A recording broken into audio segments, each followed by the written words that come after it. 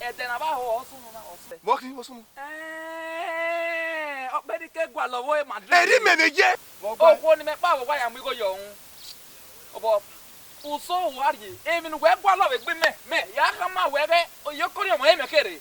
Iyokori omo ye ko ugbokori o. I ma no we bo no we ma no we. No no we go. Gwe me tara. Sase ke yo to gwe Madrid ma. Gwe Madrid ma. Obido. Gwe mi mo gwo. O ya ro Ko ni me ya mu go yo gwa. Lare, ita we. Imafu o ma ti kon. Mi ave ka mo we se no mata o e wa e. Mi ave ka mo we no mata e wa e. E wo ni me na ri etegbe. Be ni me ya ri etegbe. Mi ave ka mo we. O to kwa no kwa abi Lare. Uru anwa. Ya ka mo no mata. No mata o e wa e. I get you well.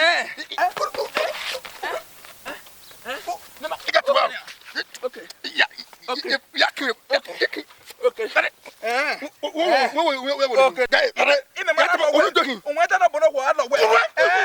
Wo gbe me E wala la agbo e papa. Italero. Arun. Wo be gbe me wo we gbe me to aka. Arun ma E ma na we. O weta na we. Arun. Jesus. Erobagbon, agbon ala wa ma re ni aga wo. Saro pe.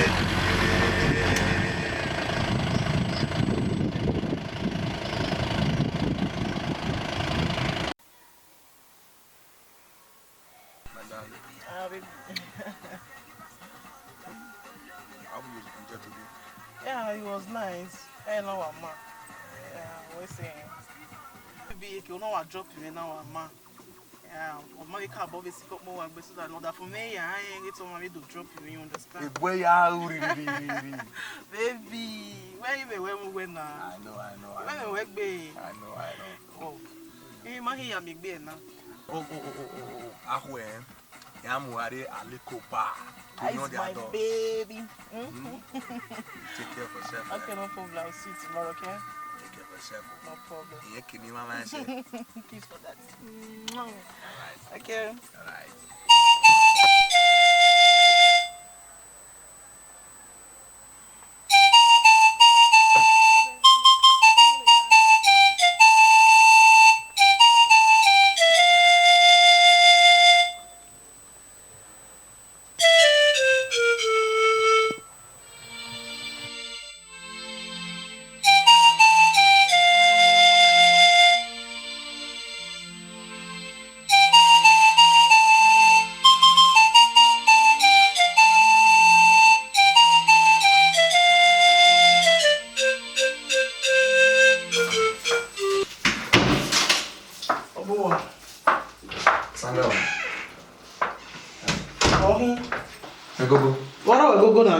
Where? Isha. Go give out my. What are we go walking? Where? It's even a bit to that. I don't want to hear what you like. Oh, wait, wait, tell me, man. You understand the way. Sandra, oh, Sandra. Oh, yeah. Oh, wait, you ain't women. Oh, what am I going? Oh, wait, how I go to Timmy Cogan dinner. Oh, at the bargain. When is your booty? I love woman. No, my own day, Sandra. O boy, but Sandra. Lao, ye did salon, ye did go at salon, will get some game now. Lao, if we go enough women say, yeah, may even make it. And I had another way, how many? Oh, bed of my way. Where? Oh, ma, hey, oh, I like Sandra. Oh, what did I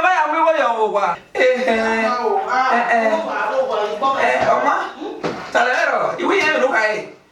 Ania. Easy, but I am go home. What is it? Sandra. Bye. Who is this? Oh, we don't want to why I was saying, women. Maybe then, I know what my life better now. Yeah, delete my life. If I want to put away life, then I will remove you out of my number. Then I will be set free. Who's your mother? No bonobo. Who's your way, Baba? Who's your sorrow?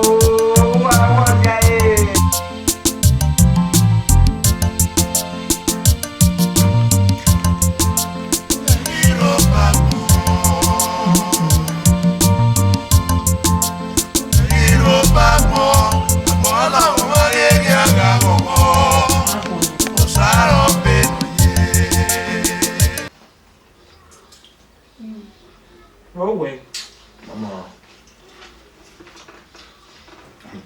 I mean, and the other men are one eye.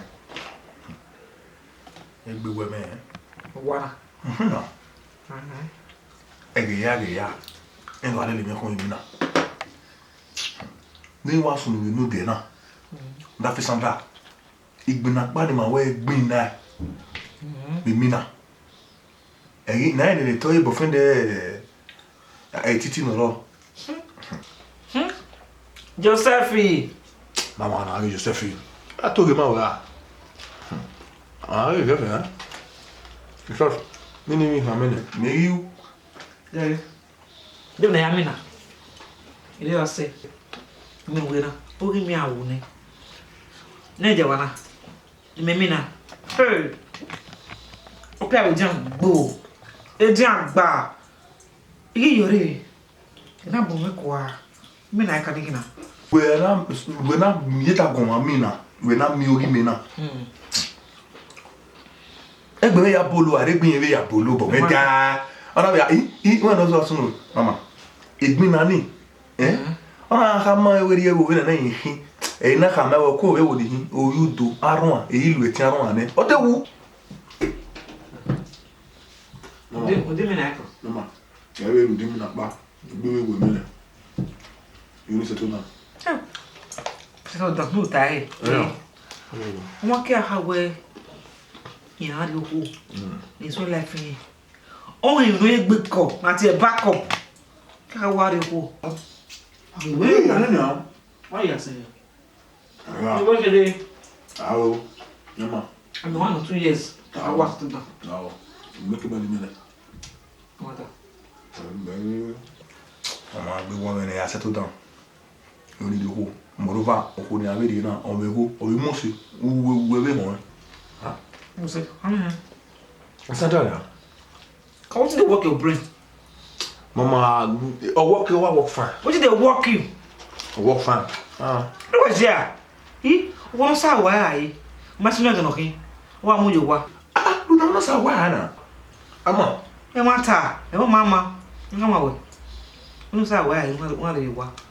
Gbe fa yo. Opolo gbe. E ko me swa lo bi abi.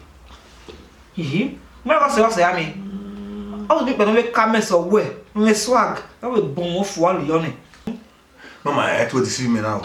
So se vi ai mo yo agbon. What ya? E botu mi o le settle down. Why wo mo gbo ha settle down? Wo ka ma me. Mo yan ya. Mo yan. Wọ́n jẹ́ ìdílé last. Ni mi o to pa. Ah, ki savore. Ó yìí náà tẹ́mẹ́. Ó ní gẹ́ni sí. Ó housewife material. Ẹ ní kì. Wọ́n wú ẹ̀ mọ̀ ẹ́. Awa correct we do. Ìṣe o. Make it tiama. Wọ́n mi máa tó ìrìnlẹ̀ máa ó nà. Make it tiama. Ó tó wà ní fún perfect. Wọ́n wú ẹ̀ mọ̀ ẹ́. Tí kò ní tẹ́lẹ̀ mẹ́rin ha. Mama, iwa ke ge ni, mo ni mana we ron sini. O se mo ma me ta mo gbe na. E ni ha. Ó ti àrùwá o. E ni o de na we ron sini. Ó sọ bó. Ah, mama. Ó sọ bó. Ó mi sọ bó. Ẹ̀nà. Bus stop. Ẹ̀yìn ni hin. Ẹgbẹ́ ni. Iye ọgbọ́n máa kó mi pẹ́já. Wọ́n wẹ́ dàfúnmínà. Bó ẹ̀gbọ́n náà. Wọ́n bẹ́ẹ̀ gbọ́n ní ẹ̀rẹ́dẹ́dẹ́ ọ̀dùbọ́n náà wọ́n marriage. How will I live it? I will not say. Erobagbon. I feel it. I'm not so far. Erobagbon. Agbon la o ma ye ki aga gogo. O saro benu ye.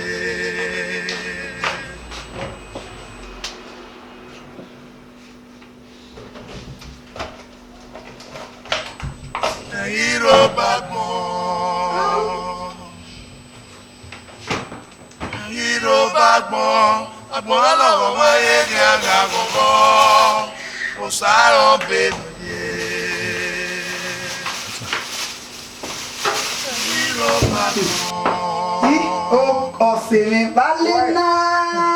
Erobagbon. Agbon la o ma ye ki aga gogo. O saro benu ye. Ìyá owó wa kún lẹ̀ síta. Ọ̀gá yá wáyé. yawa di yo kule Story deal. Me, ni kama waziri na esme friend na. Leo kia bana siem to makuyo. Na ubozie na wetu mkonya kosi na yefwa. Mege ni afa yi na lo kitu ni kedi. No ba kwale.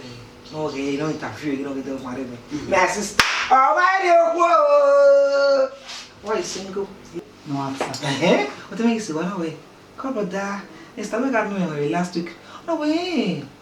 How would you be for no bad activity? How you for no best of me? What is it? Or what the woman? Instant like fear. No one Tony colleague. Get. As we speak now, my sister. Yeah, Moire.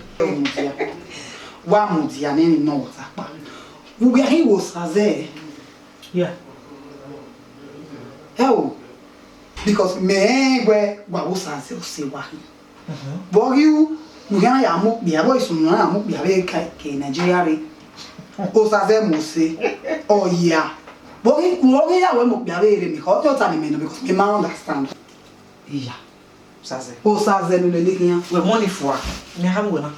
Na gbara na Africa store. So why go da ke erewa. Na gbara great Clinton. O ti na mo we mo ko e Nigeria re. Na kwa ya na level he. Ma ka ma ni go ni ale di yede. Ene ko lo so me Nigeria we me pale. e o mudia me na je understand the matter o sa ze iwo Ija, the bar for you. who be are sa ze for radio Why there was Saze ma for to me. We like here. on how get like say we no If you like and let me know. I be my sister. the now understand where you go you know me na dey understand because o sa ze ni mo ba wo we Let me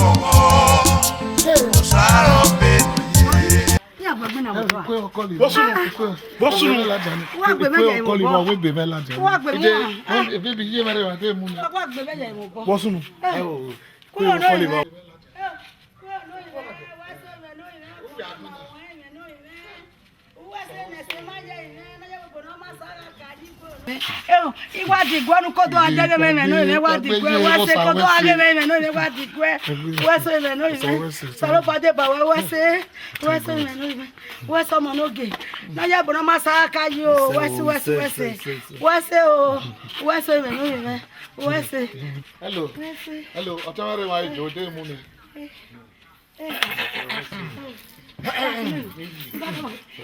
Wato. Hello. Oni me no watakpa.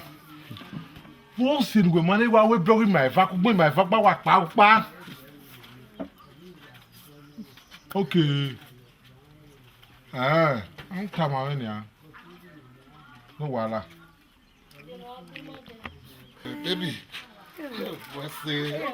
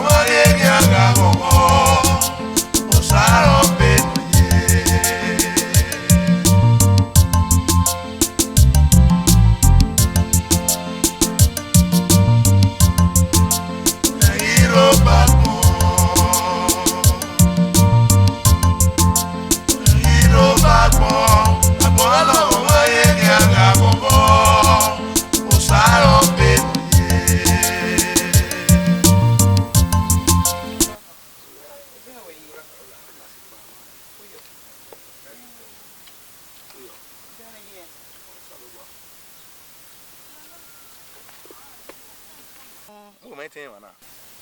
don't just that over not to agbe. Why I call astro day. Okay. Oh yeah. Ogele we call me we something special or why important. Yeah, only.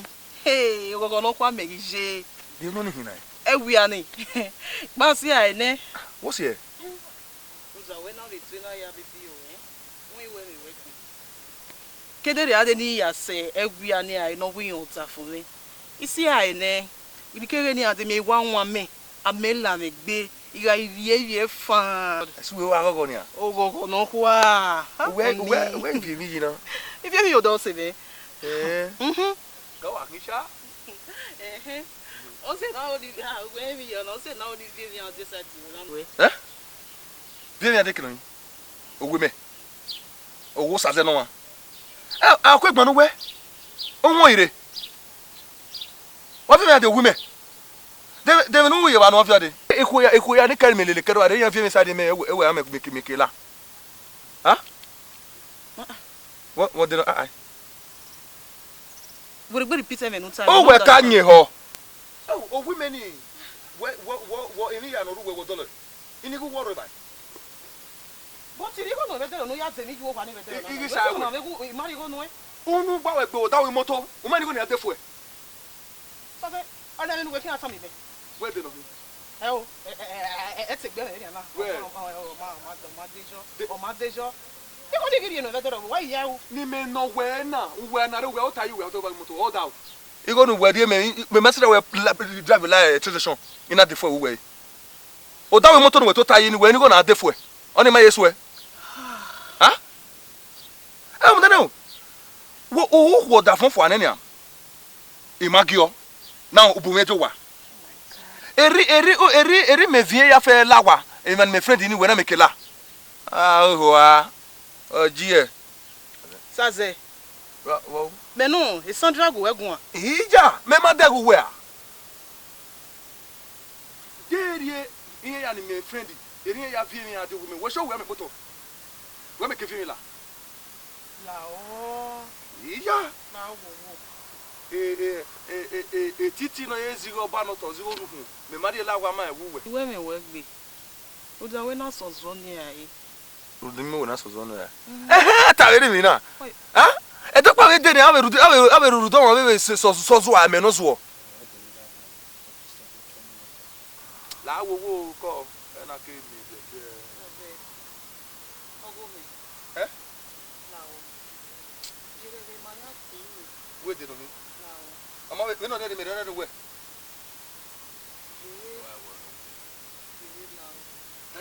Are agmona mana mi we waniku emi no ma wa gwa lo we ke de kuma ma ka da wo wan mehi eta aziro ye gbe na ma bege won we fi aboa e go de da da we ta lo yin 5,000 we ga pe go ni abegi we ma se me ade fu e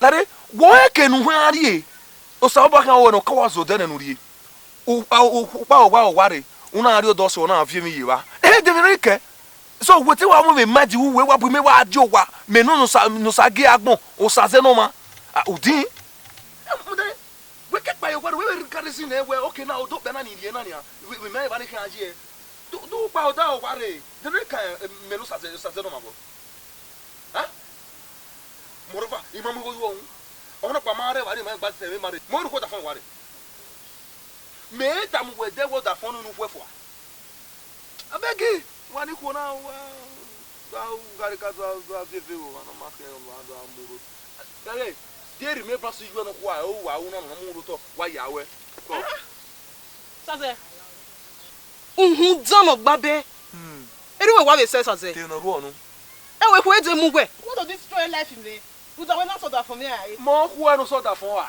gbe ologo mo kin asuko you he wa mi o enu to gbo we bo na se nu wa mi o saze e ri ma yo we gba te we kene bo na kana wa nwuna hey deri wa da fun we pase ya na gbata we ke paso we ri a e bo ru we ti ni me na o wa nwuna dan wa hin eri we hu da dan hin eri we hu da ya problem mi oh je e we bo na mayaji so to a we bo friend dey e problem mi wa la wo de wa gwale ka wa kan o le lo eyan e ra paso nu akin wo do Gie.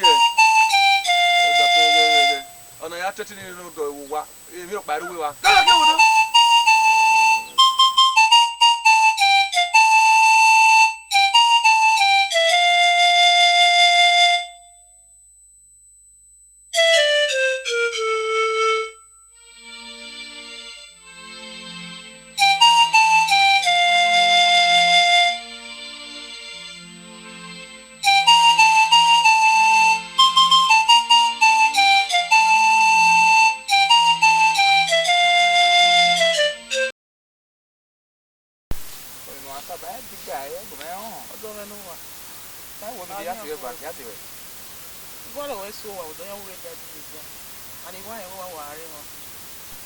Even who want to say, Oh, I'm again. I don't know what. yeah, I don't know any good how Venos. Here.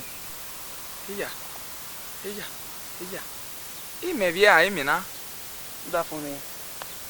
They only take work. Now, we came you way, Lao Yabomi.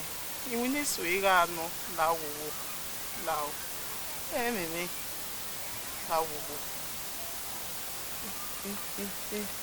Oh, Yamaso mio.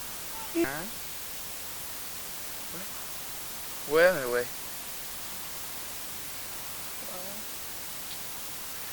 Can ma?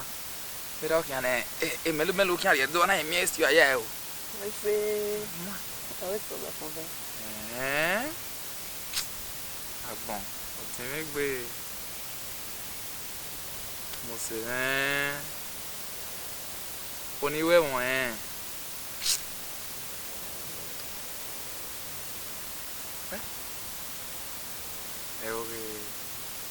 Mama, when you tell say your ban we me I wanna be tell say we to win this no. Mama, yes you want ban when je me so mega. Owe aba enesu na ka o. I mama no aba enesu. Owe me we. Owe ogwo ni mepa ina amugo ju ohun yo kori omo. Ina ya amugo na muju ohun. Erodo ya ahunsa. O ma mu gbe, oriri ma gbe ku gbe. Una ri ogwera, una ri kota. Una ri oijo na gbinwe, una ri lele, una bu me de tegbe. Una gwa le me ajowa. Ideni kamba. Ye na ga okao, ye ga oke. Ika de gbe miyan. Wa una ti o bien me. Ebi ne gbe gwa lo gbe kan mi e. Ebi ne Barcelona we ri Madrid e nu po. E kan awu e. Un etara ya. De gbe dan mo e. When you are going, oh, you know, Sazeva Bonama can name me. Ije. Oh, what may I you? Oh, Sazeva can name with them. Why, yeah, make a mark is so carry no key. No, je well, I just told me. Hey, he may not say Anna. Oh, what way, or even don't take a space in where we carry you. Eh, no. Okay. I mean, where I mean, Uwe, na gbe won de bere. De gbe dan mo. Nu gwa lo mi anu ti o bien me. U ka dan mo. E nu gwa lo kan mi re na do. Ke Filipoya. O ti ari puta. Konyo.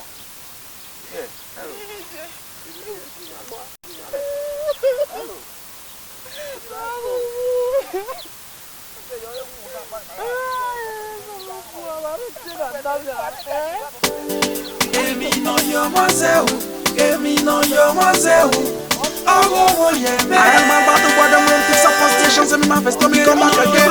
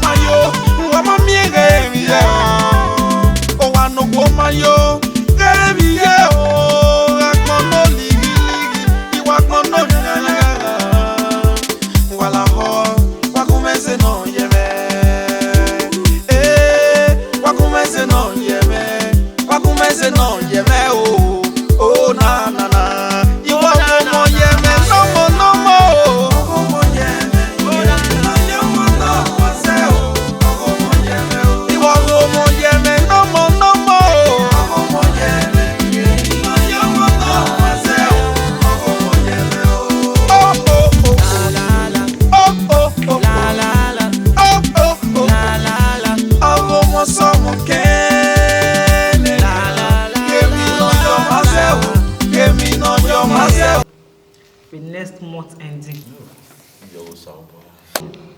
Manado me mother of the church. Okay. So we are space next month ending. Or we our why now we come up with the same idea where that same next month ending. Now we never work here. So more and more the same day. Oh, my God, the same day. Only more by Pastor.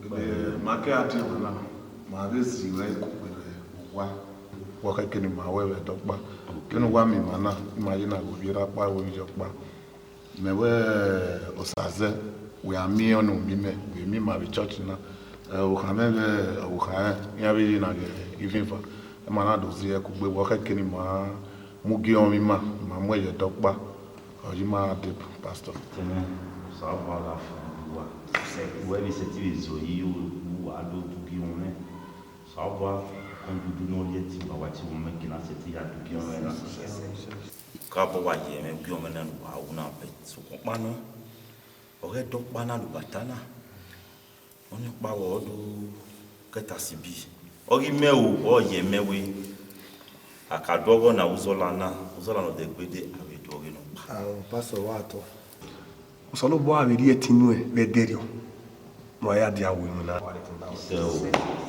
tu wa mi mana ma ina vera vi ma wo site ima eti paari asian vai wa ma ni na me problem ima gu bigbe kakabo even no masunu de dokpa sun Kabo, what am now you boy I will call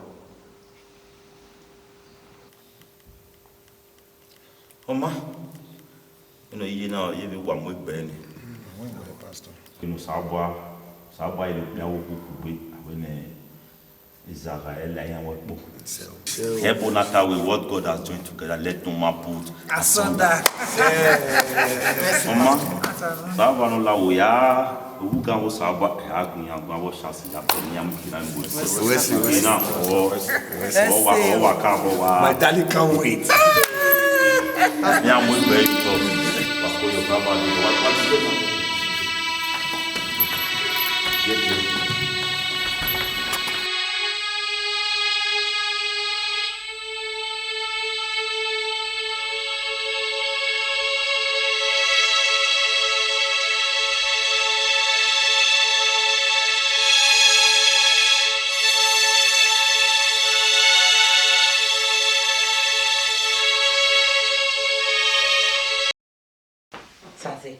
Imagine, ça c'est que les dons pumés.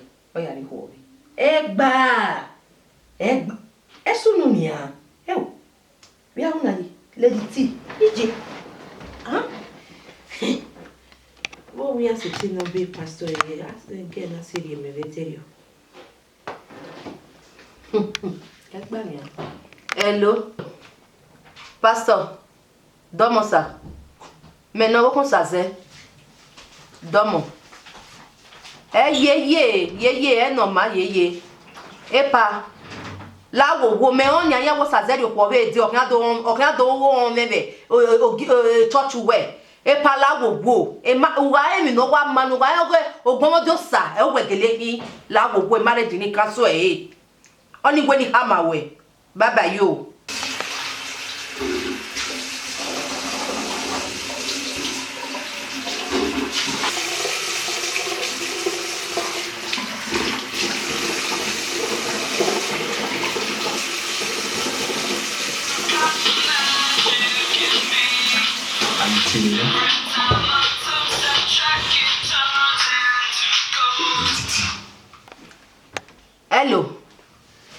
Hello. Wa sun gwedene woro wa don no wa ni hi saze ogun gbru e o fi abuji jo era bi jo a o saze so ikaka ma we ina we iya ya e mata era bi jo a mi o ya e we jes okwo wo no na Titi me we tati me we de lo okay dia wa akate mu buza mai o ka akana mu na we be goma forget ye ga to ye where pas possible vous mettez chochi gay de ya no se di na de da bo no salo boa o kan o ma ni hi ya ka ma wo yu to no pe wo ga yi e wo na ro akere o we me a o ke me oni wo ogie wa fu e ma be wa ge iwe ogie fu e woni iwa ka mo kan ni ya ewe o awe ge mi ma we ba play o ita mo kan tele ya ma e ah e pas so ogie fu e ne le dititi e pas si me no ma de awe we ni ma we ya fe ne gbe ro e re church man ni me na we ese wo ogbo sa so se wo ogbo sa onu gba ti enu e sa ze uga emi no sebo uga emi no wa manu e la gowo e church ni la ho ko su ga la ta ze mia e ra bi ju e iya ga mi we iya e we jet one di na ko mi ku we mure sa ze me le di titi we adamegi ya we dame bo wa e ponu gbe kan e le di titi sa ze we ije benije oso nyagwe umi o mani oso umi o se no muri ogwa saze na de wefo mwegbe mebe bukwede wa emi no wa manu e wa ko wa ewe betu ga la touch ni be na saze ikunwe salobo ekeni ya amwedi no gun ana buoye ra bijuwa o wa ko we kokonu ari wa defin awon ene su wa gbo wa ba gbon e mo tade o no we ni yana we do awona mo ti fe jinu we o no ba ya ko no ro the beginning no ba enjoy the beginning mo da yi no agugbe o ibu wa de ba ni ban na ne paso no we awedu wa no wedi ma ya ku gbe be eri o gbego ya gay you guys e wa se wa o ponu wa gbe la lady titi me saze we nu dan ege nu ge ni ati o ya we sun ya we ya e akawo go get away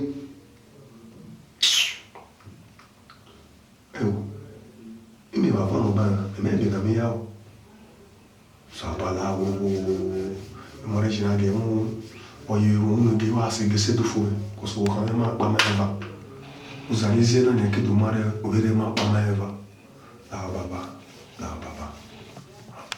I don't think I might be able to.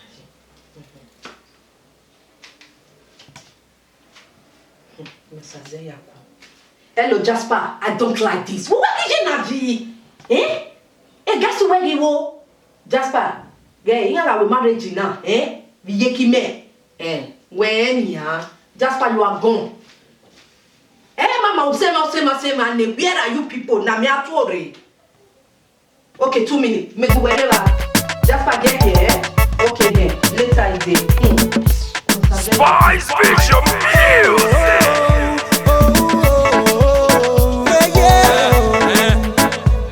You be the holy one for my life. I don't feel you, say make you be my wife. I give you my love, no matter what you then talk.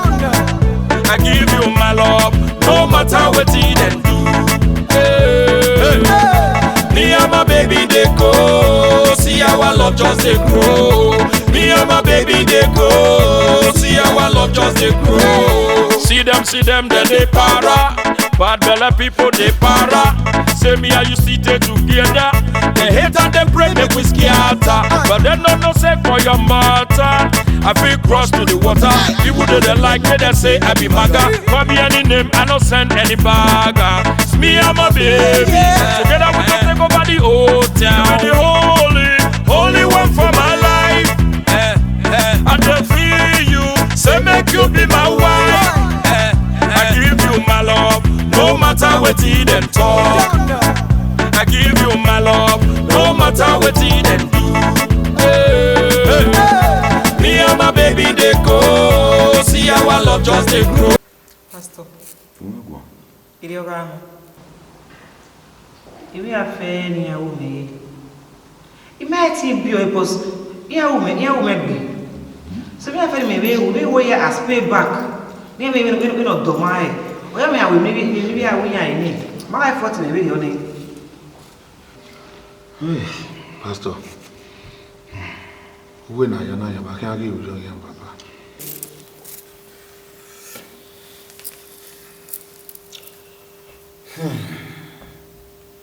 Oma, lo no mai, okay, die mama we.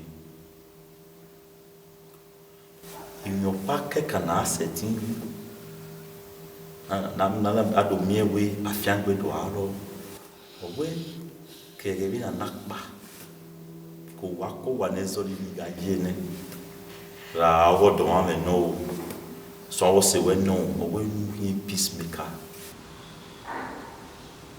Wa mikinezo yewu se o wa dolo yiba owo we igbu kawe renete no igboli we ya mawawa o we aseti tuona ya mo we bi ekekeli wa fian gbe nu kwa no wo so apo ana imege awini na ya usalo bwa do gbe ma urwe ogogo ni magwalo wa ni no simu eyan we ro na o si magaya ko ya lord.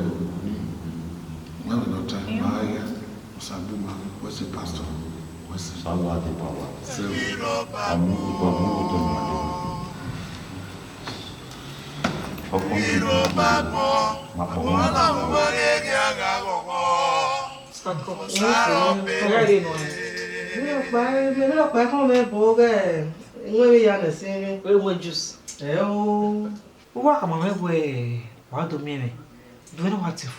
Nani Erobagbon? Erobagbon mi je we no. Ari mi ofo to ba fun. Wata no. Won me je wo ma. Eje wona, wo je wona. Ami gbebo. E fun na na gbegbe won. Wata no. Do wa pe mi gbo ma lowo. So fa ma yunu se mo be gegbe. Wata no. E mo se mo ya mere. E mo se no bun. Iga tebe ma ya, aya han wa tosha. We ma we ni mere ya tamu we kere ni ade. Ni na ho, iwari me we, iri eje ma no. Ototori ome. Abo se ni ya yan, ma be ro pa ge ko yan. Kaka bo, yan to ge ma we. Wo pa, o ge o se ni meme na. Eme ya leta mo, me ha wo no ma de. Onya me we ni mo me na bo we ade. Eme o pe ya wo ko wo wa. O ke ta mo ma no ata ma. Onya me mo bo we ade. Yen we be ni ya ta ma we ni. E ko wo kan reagi. O ma lo va no ata ma. Onya me mo bo we ade. O se me no. Magbaro. Wata. Then my head be ni ke wa so. Ogun e we me na we me be we mo. Mo ka no e o. Unu poje. Ona ka ma me we unu po ni je. Me na bi to wo me na bi ta ma e. Ogun e we me. We ma ko. O we gbe ni we wa mu ya. Ka we 21 years wo je ma e jaje. Wa wo ye na 16 na e ma na wa ge yo. Ogun e we me. Ni e yan wa ri me. ena we ola wa mi wa do pa we ari o abu sa lo pa ko gi e ona re na e mi na ko ni ona wa wa re mi abi o mo we mi na o ka o mo wa we mo o ko be mo ko we me ni na we ne mi na we e o me e me ona wo ma e ma na so ena wo pe se ni makero me e na do ka ma we o se ni ma ya idugi o me ni ma ibi e mo mo nya gbe na do we na we marriage we me di yen gbe amata we di yen gbe na e do ka ma we we wo no po ni je ena wa won asun me ni hen ita na we izi yen gbe o sese bo na we ena ta we ko we ya we mo me na bu we ade ni be dogu we gun a no we ri e ibodo ho we no we ri me ni e be ni akin ai e no si e ni na wa o we e ro do bun he me gina gbe ne and e be ri e da gun me no sa ne be na do ri e da gun me no sa ne ya bon ni san pasi ai ne sin ya bon ni san pasi ai no wo no go e do ki opa no godo no we o na ma no ma so e be de wo na ma gbe e na we ko bu we ade ni we do I ha ma wo no we ri bodo wo me o ya me le se me sister what asin ben me ya me get secret ni ya tenata ben me ya me ma gba wata wo wa just where ile we private affair o wa no ma ke na we do a igun ayugo e o mo gun me no won e be ri o de ma ti gbo se ba o na me boy o se working o po we no no tie me we ka me me ave lo no we hon we ge mi no sunu mama de mi no ria ni me ke na be ago to yo weji ma be woni se ya no ta kwa gu o ge so ma we o ja ji ge e love no le po wa e fa ni ka bo this strong kaka bo do wa mi o ma jo ma no ma e o be ni ma ya sun do se de ne na iri o wa ye jo ma fi wori no give uno po ya uno that's a years age no re po na uno years we adi o ba o pe ne no 4 years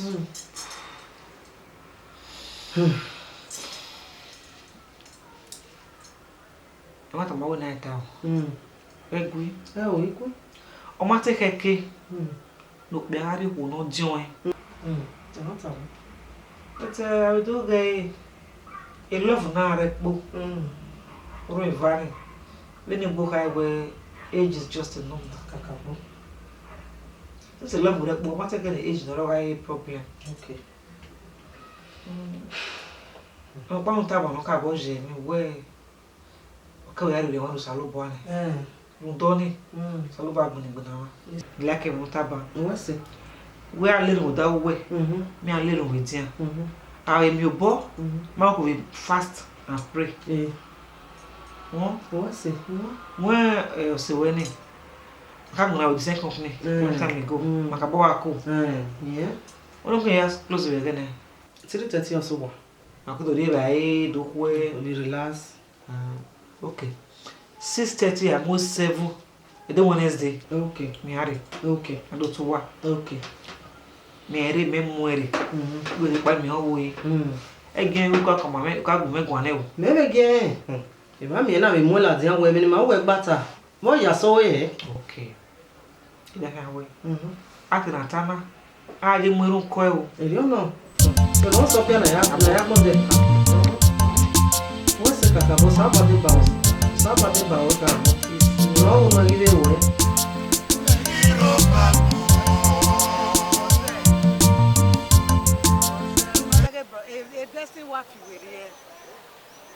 then what am I mommy hey ya wa fi were e wa mommy ene kere what's the gbe was egijo e mommy ya wa fi were then what am I hey mommy what's the gbe me yes am my mommy what's ka bo kon what's mommy what's oh what's mommy o me o ka bo ro bi ma ni ko ko the marriage o ya platform ina momo e o ji be momo yake we na we ma no tin we wo be na e go no ri wa we se ni bi ba ni o ku we wo we fu una azejo yi o ya we agbo ba we go we are was a woman lily, a lot of no lily, what as was a boy.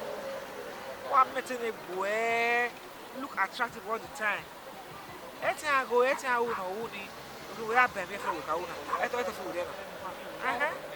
Look at Laffy, up young me now. And I for one. Yeah, lying. We are going a fool around in the way.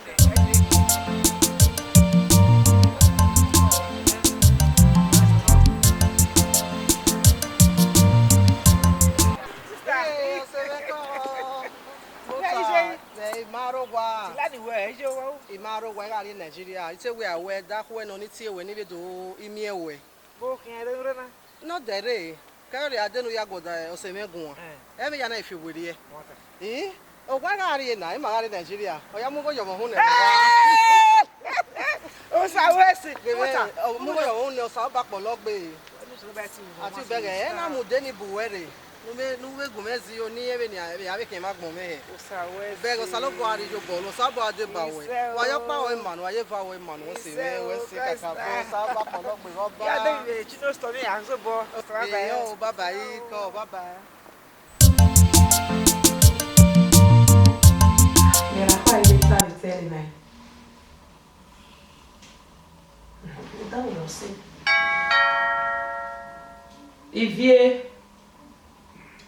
Iviereva. Maide.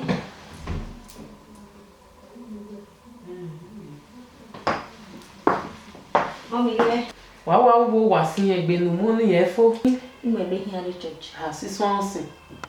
Já vamos na hora com o homem pimbe, babá. Ok, mami.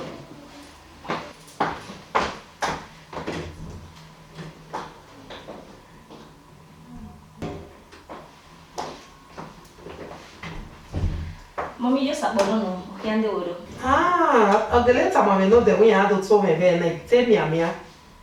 Oh, deu unha do tso me ver na. E eu sabe. Ojo. Já não está. Ah, olha aqui. Já Ué, mami, ué, já não dá upa. Ele o ca. Ije, não gasta. Não sim. Não total. Tá ije me. Ué, era Madrid na. Iguaro. Egbera. Egbewara fe. Maya yesema. Ko. Yaro wa ko. Iyonje. Ije modowo, dono fun. Ga Ọlọ́run Abio. Yabo wa. Egbewara. Be ni ave Nigeria. Egbewara ma here. Okay, Sawese. Ina we adomi. Ori no ba mo na we kaleti we deji. Ina we otun owe marriage we might let me we ya. Otun awe marriage. Mamodi. Doctor me no. O weneme. Uno to eneme. How Saro we marriage be man. How them we gbe na be de no we je. We here ka me we man. Ha, egbe wo me. Doctor me no ni hin. Mo anu de ono. Iya, o Saro we marriage. O fi mi na bi mi ave bu we ade wa na. Ha, you sabo joke be de no hin. De ke na joke, uno to eneme we na. Ha, we here told him na me na wo Saro we marriage. Ah, no mo ana ho. Mama, before me.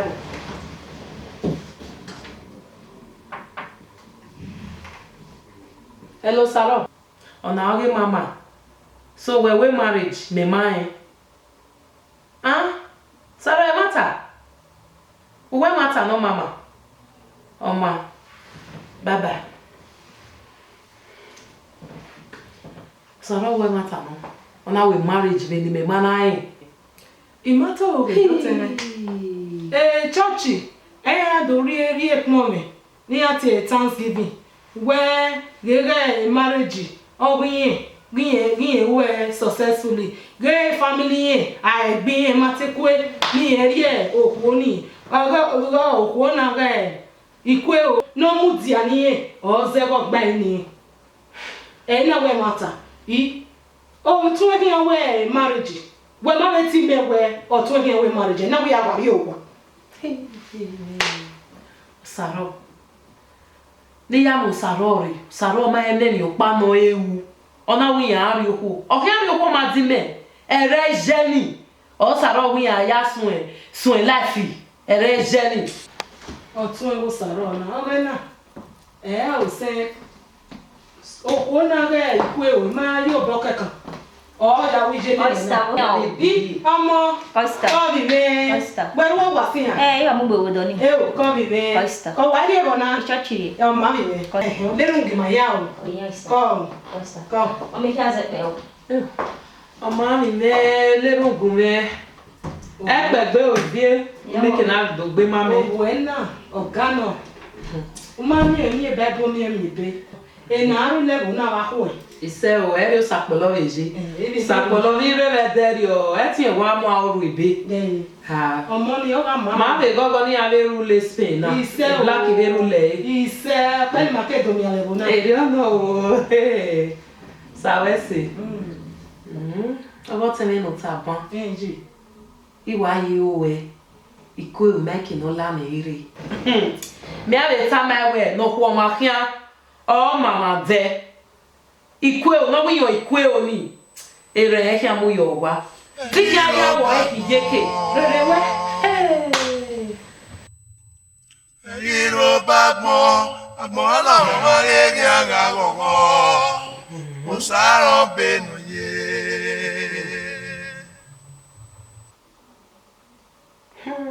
Wa saro oya o mo o saro e wa be lo e bo na o mai be mismo ge veri reje o saro he wa be yari o he wa be yasun life dari be like ka le gi na be no dey wo ke o ma o ma no ibu yan be ri ho e me dan bete reje ni me gwa lo ni o saro ni me wa mo ade we bo Saro mai na iri uto ya ma we ogwa noro ebo ogwin awa mo ko nya ho hije me ikuewo ya fere yo a o on po no gbe kan yen bi a o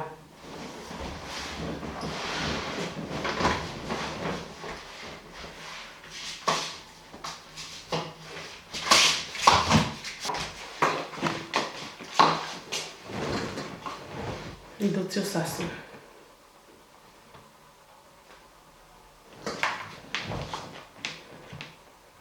Hello. O Sasso we are yes so say for worry. As for now be mo before no, they no hiwa. They no always sister o te se ba. Hey. Ama o Sasso. Abie o saro yi tamu wa we akon wa mo phone sister. They no gonna matter no wherever was around the way marriage. They no explain manebo. Domanogi wije do wana reba ije reba baba reba. Umae. Don't they no maebo. Sister may you explain. La the domane no tell sister may you explain. Gume.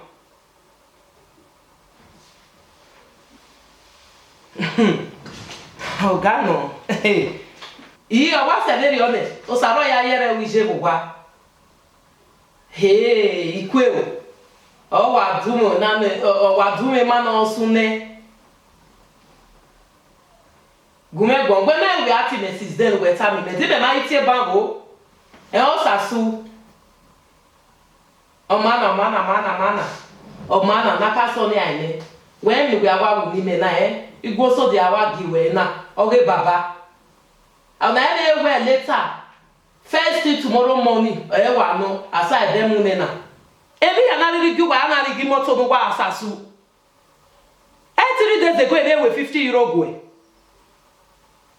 o mana wa so ge baba ta me baba we ikwe o ona aduro ne ri ne mo ge me be gwa lo to tin hia we ikwe o on ko no gbe kan me so tame baba na we ione ohome ogi kwe no zaga tame baba we ione no fia odafon a ogwire no munu ihuhu gan boye no gbeme then ye happiness many ye when ye zaga ogi ye hia be mani ye odafon ye hia be agbin ogbeme gi kwe o won ona sister bridge transport fare obi e wa kwe wa se ba we baba tie me then na ye omo na mi o de ya fun mo e ona hin na ye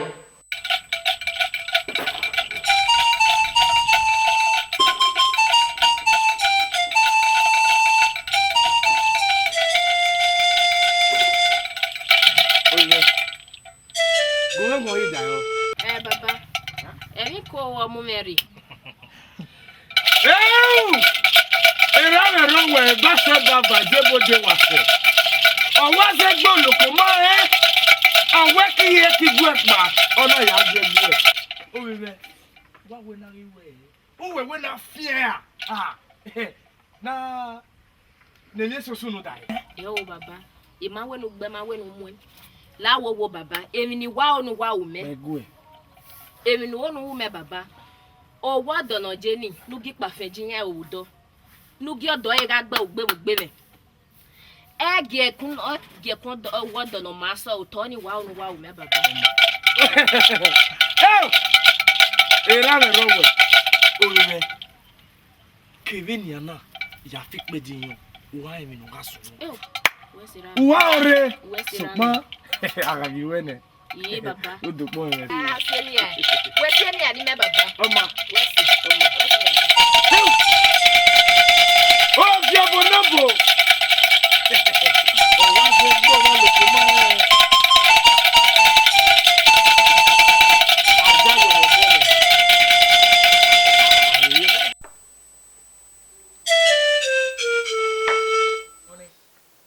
Next week again now. Participate. Oh, what be oh. Hey. Yeah, we e mara we bona. On dedication ni. E change de London. De America. De Canada. Se gbe de Holland, about yanti. Hey. Se gbe we no de no mo ila we bo wa America no wa ri yan ro. O to ni be ti.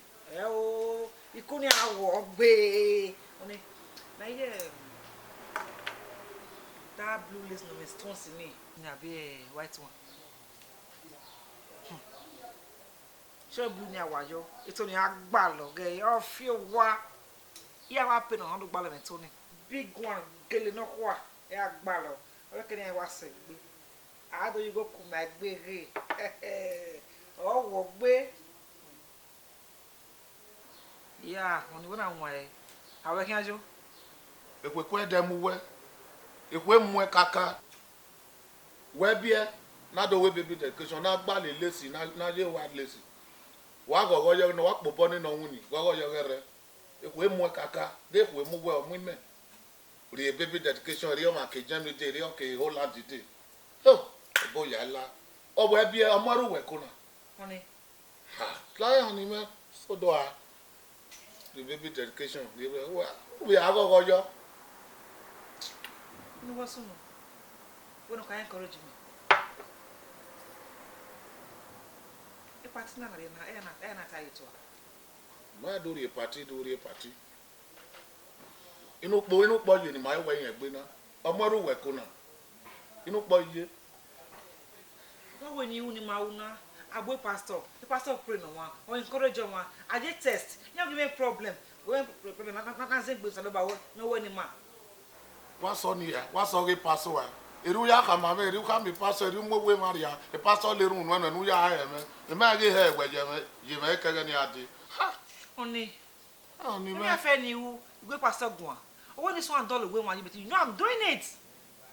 But when you na, you dollar we wan ji we de gbe ne. Me ta mu we ne. Me ri setting e na me ri setting. La You dollar we wan ji ne. The woman who dollar you. I'm doing it. Oh, dollar we ma what's no mama na what's o mana bia. We re wa gba le to. E me ri ma ke Holland ni. E pass wa. Wo. Oni me no. E pass. Ye bo na wo po re. Oni. Ah, we. Do wa han ni me. We o re bo na po re. Ya fi we mi o. Sa ni aye mo. Ibi a fi we mi. We. Sa ni aye. Hey, if you we mi. Sa ni aye. Sa ni aye mo.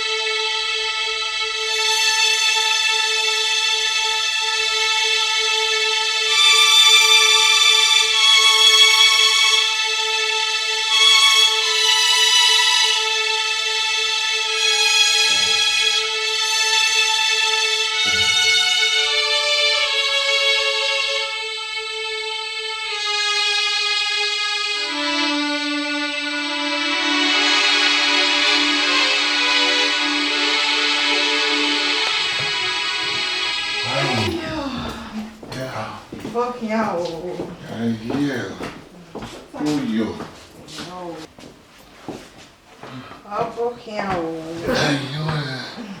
Wow. Wow.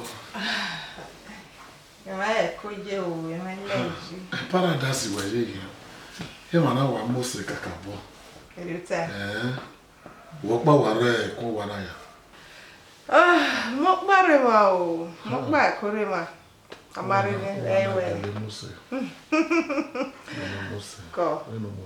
Veno wana moseri we moseri. Amen.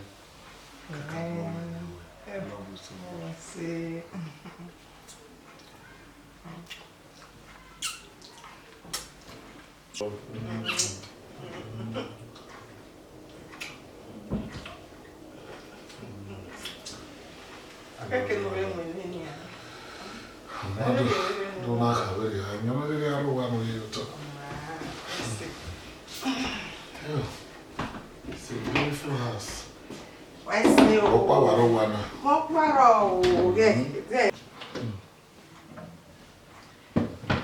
Wanyoge.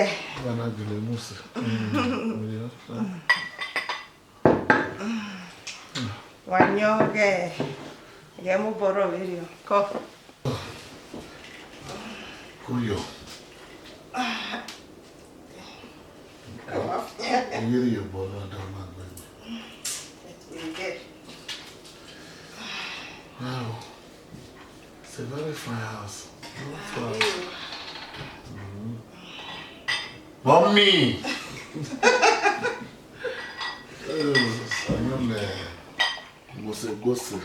Even as I'm not going.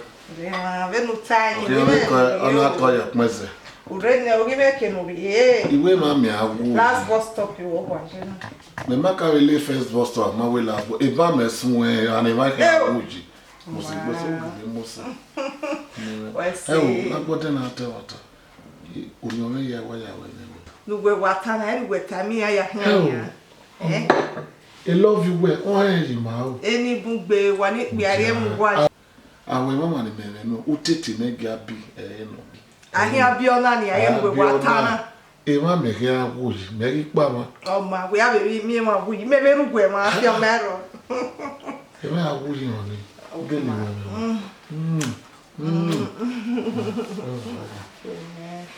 Jackie, I will do one. I know you're wrong. I know what bomb, I know.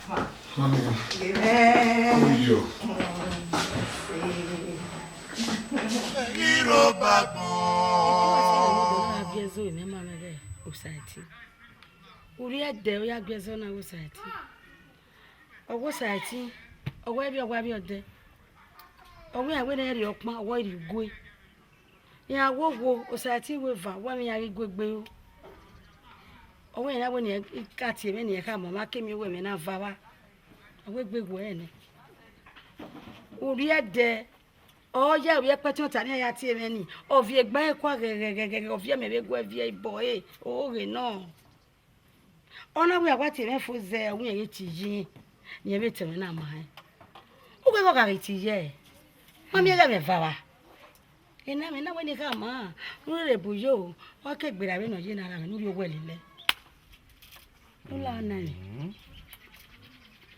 on your site o site na me ini hai ini mege ina we ko wiege kiri adina emina ni mina no kan ya eva maybe no ye o ga me gege di dago yi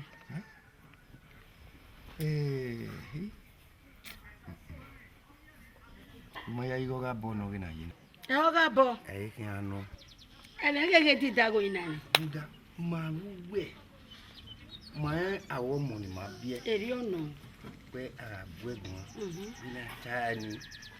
Iyo yeze. Maya igo ga bono. Ma wa ya de o. E ku ka mana me. Ula o. Ule le ga yo wele le me na. E lo te si ma we la do. Ya gwegun. Wo se na. Ya gwegun. Ogari. Amba kaze mo bode ko gari la ara me ira. Ire de ti na ri wele le. Ene de ti da go ira la o. Ku me de ti ani go na o.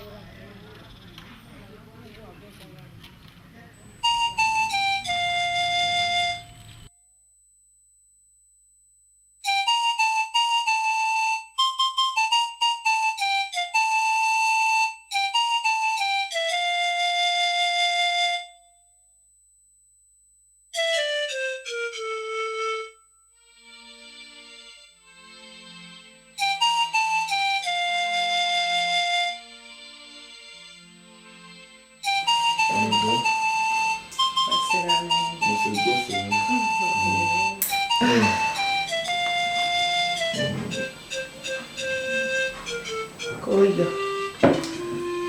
E aí, deu o que eu? Tu me vai correr fora.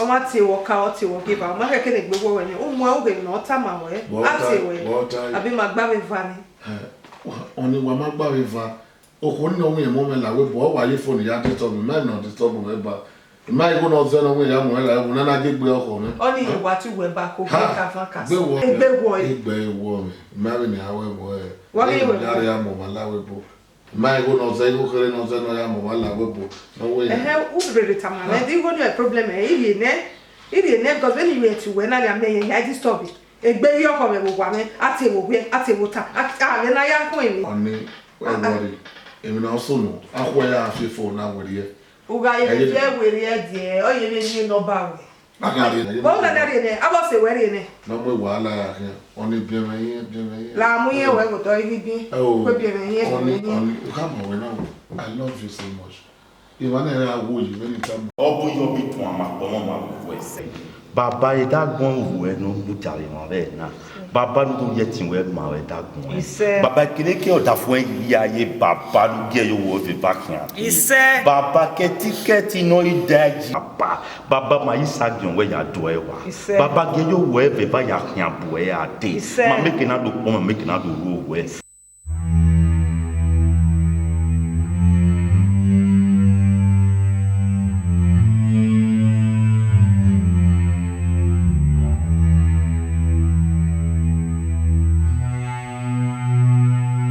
baba la gbogbo amotinya we no sa baba ade baba gyoda fun yo we fe back yan ade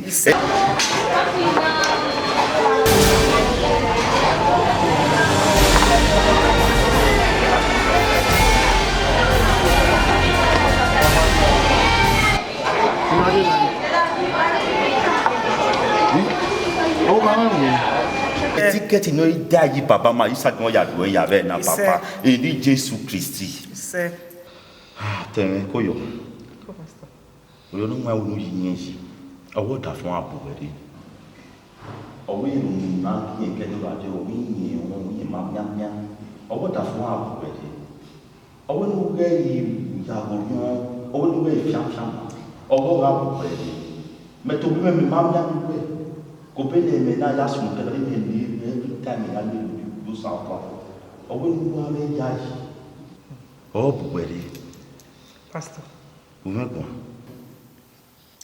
Yeah, where our me. Oh, Bumiade. Jesus Christ. Onda. Ini ya mina.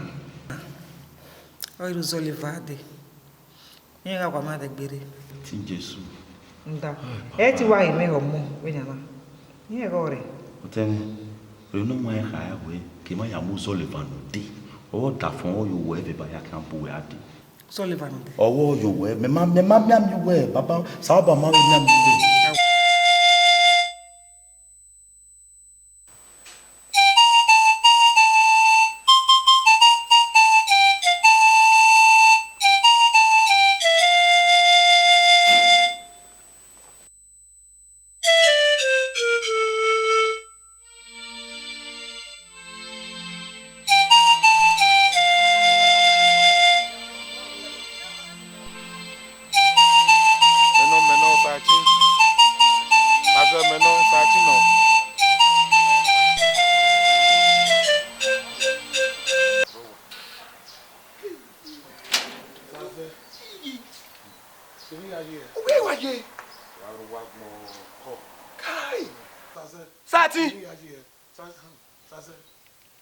Sati.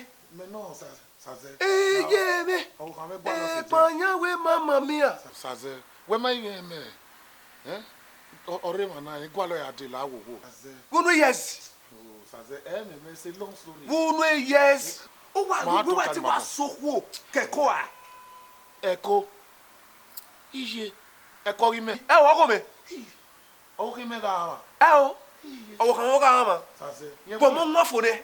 Ọmọ náà do nwafo. Iwa orí me. Baba yẹn wo yan la wo la o. Saze yẹn wo o ti wa wo. Ọmọ akama e we music no pe na wa pe boy. Saze me imune gi ano. No. Saze me imune gi ano. Imune gi ano saze. Sati. Imune gi ano me mo saze. When we say the church we na gboya we say agi ti mu we post no wa ti wa. Na agwa saze ma agwa. Yẹn wo yan ọ̀rọ̀ wa. Ọ̀rẹ́ church. E church ni makayoni. Na. Saze la wo ya wa akin la. la. O mu da date mi gi pa iwa la re ne wo. Saze me gbi ma to ta ma agwa. Ona ni no saze la ya wa ari ni church. Kobe na ya so kobe ni ya fe na so ko ra de. A le ro we mi de ro. Church. Wa we we me no wa na. Baba we we owe mo ya buzo le ba mi owe o ta fun ora ni we e ba ya kan bu la owe ni ba mi ti na owe ni ti na bere ni ora fun Okay, that's come on.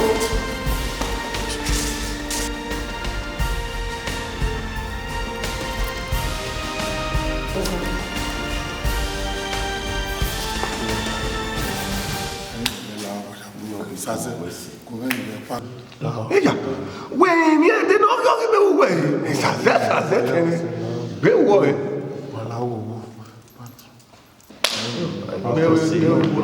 C'est long story. C'est papa, ouais c'est. Aïe.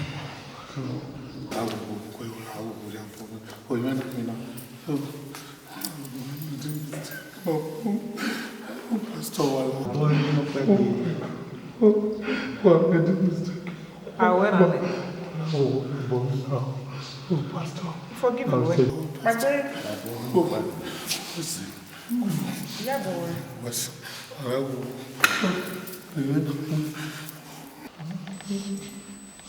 Baba,